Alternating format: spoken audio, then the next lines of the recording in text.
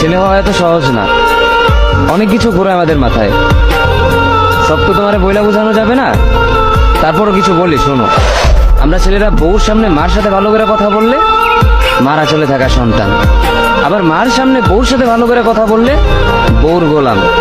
নিজের ছেলে মেয়েদের যদি মারি আমাদের দয়া মায়া নাই, আর ওই ছেলে মেয়েদের যদি কিছু না বলি আশকারা দিতেছি।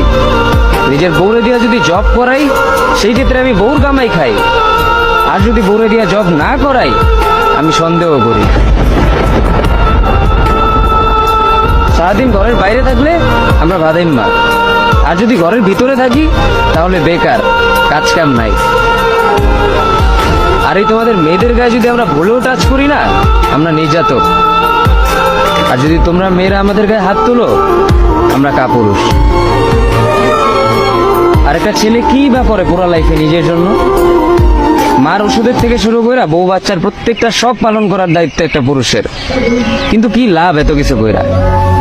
দিন শেষে একটা ভুল করলেই সবাই ভুলা যায় যে কে কি করছে তার জন্য।